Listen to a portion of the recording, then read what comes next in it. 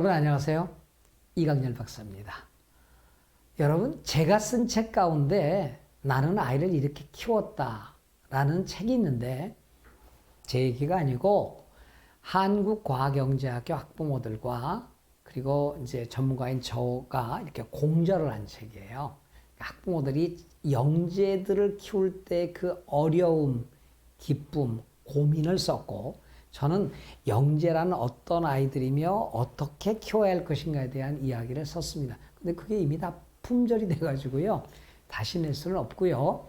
오늘 이야기는 영재 이야기를 한번 하려고 그래요. 여러분 자녀 가운데 영재 있죠? 영재 부모님들은 다른 일반 보통 학생의 부모님들은 행복할 거예요. 아이가 똑똑해서요. 라고 말씀을 하시는데 아니에요. 영재 학부모들은요. 오히려 힘들어요. 영재 아이를 키우기가 일반 아이들보다 훨씬 어려운 거 아세요? 근데 우리나라의 영재 학교는 부산에 있는 한국과학영재학교, 카이스트 부설이죠. 이게 제일 먼저 생겼습니다. 부산 당시 교육감인 설동근 교육감님이 아주 추진력 있게 설립을 이끌어서 한국 1호로 됐죠. 그 이후에 서울과학고등학교 등 전국에 8개 영재학교가 세워졌는데 이 영재학교들은 다 무슨 급이죠? 고등학교급 영재학교예요. 근데 이 학교들은 모두 다 그냥 수학과학만 집중적으로 고등학교 때 대학교 거를 가르치는데 영재 전문가인 저로 볼 때는 절름발이 교육이에요. 미안합니다. 영재 학생들도 많을 거고 이 학교 교직원 선생님들이 많을 텐데 저는 단호하게 얘기합니다. 우리나라의 영재 교육은 절름발이 영재 교육이다 라고 얘기합니다. 그 학생들이 대학에 갔을 때 어떻게 대학에서 이 학생들을 가르치고 그리고 대학교 졸업 후에 어떻게 갔는지 데이터도 없어요. 이게 우리나라의 영재 교육입니다. 그리고 우리나라에 영재들을 가르치는 대학도 없어요. 카이스트 서울대 영재학교예요? 아니에요. 일반 학생으로 같이 가르칩니다. 근데 영재들은 어떤 공부하니? IQ가 높다고 영재가 아니고요. 공부를 잘하는 영재는 그거 아니에요. 분명히. 이른바 창의적 능력이 뛰어난 학생들, IQ가 낮아도 110대도 영재들이 있고요. 150이 돼도 영재 아닌 아이들이 있어요. 자, 오늘은 우리나라에 없는 미국의 영재 대학을 한번 얘기하려고 합니다. 바드 칼리지 at 사이먼 럭이라는 거예요. 바드 칼리지의 사이먼 럭에 있는 바드 칼리지가 미국의 영재학교고 이 학교는 조기 입학하는 학교예요. 1860년에 세워졌는데요. 우리가 보통 미국 대학은 12학년을 졸업한 다음에 가잖아요. 근데 이 학교는 11학년 때 가요. 1년 빨리 갑니다. 그리고 어떤 때는 9학년, 10학년도 가요. 그러니까 Early Admission Colleges라고 얘기를 합니다. 보통 11학년 2학기 때 지원을 해서 남들은 12학년 때 고등학교 과정을 배우는데 이 아이들은 그때부터 대학 과정을 배우는 것이죠. 미국에는 각 주별로 영재 학교들이 있고 대학 부설 영재 학교도 있고 대학 내에 영재 프로그램이 개설된 게 있죠. 맞습니다. 예를 들어서 듀크 대학도 있고 노스 웨스턴도 있고 스탠포드도 있고 존스 홉킨스도 있죠.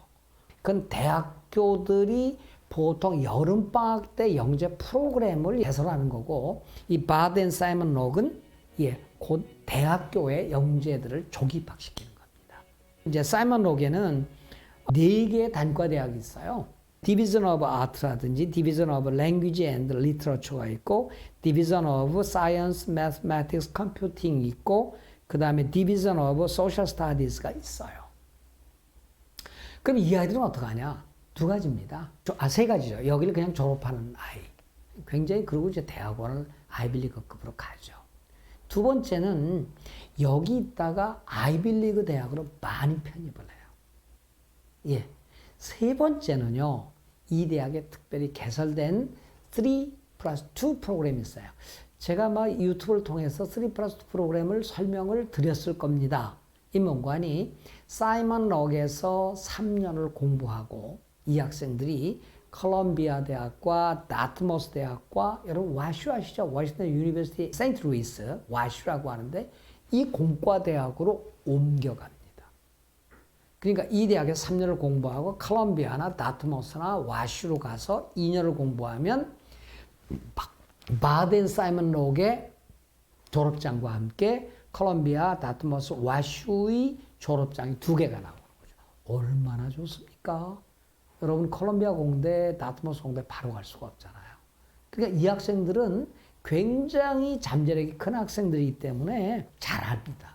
그러니까 이 바덴 사이먼 전체 학생은 400명밖에 안 되거든요. 400명입니다.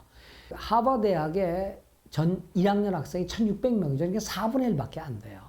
그러니까 예일 대학이 한 1500명밖에 안 되거든요. 역시 4분의 1밖에 안 되죠. 작은 학교죠. 교수대 학생 비율이 8대 1밖에 안 되고요.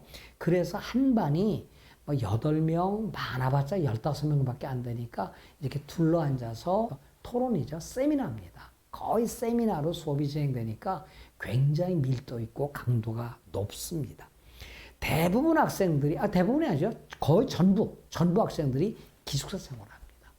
그리고 주말에도 아주 아이들끼리 토론하고 실험실 가서 실험하고 그리고 교수를 언제든지 만나서 토론하고 이런 학교의 분위기가 영재들을 키우는데 적합하다는 얘기죠.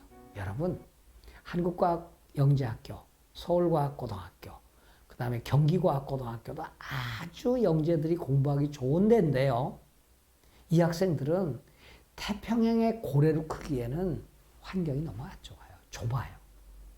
저는 영재들이라면 이 바덴 사이먼 록으로 이렇게 고등학교 2학년 때, 고등학교 1학년 때 보내서 태평양의 고래로 키우십시오. 뭐가 필요할까요? 예, 학교 성적 필요하고요. 에세이 성적 필요할 수도 있고 안 할 수도 있고요. 에세이 필요하고 인터뷰 필요하고 추천서 필요합니다. 그리고 영어 공인 성적 필요합니다. 이거면 됩니다. 그런데 들어가는 애들의 이 경쟁이 그렇게 치열하지는 않습니다. 왜? 영재가 아닌 학생들은 아예 도전을 안 하니까요. 한국의 영재들, 자녀들 가운데 뛰어난 영재라고 생각하시는 학부모님들, 바드 앤드 사이먼 록에서 아이를 보내서 태평양의 고래로 한번 키워보십시오. 저는 강력히 추천합니다. 여러분 고맙습니다. 오늘도 행복하세요.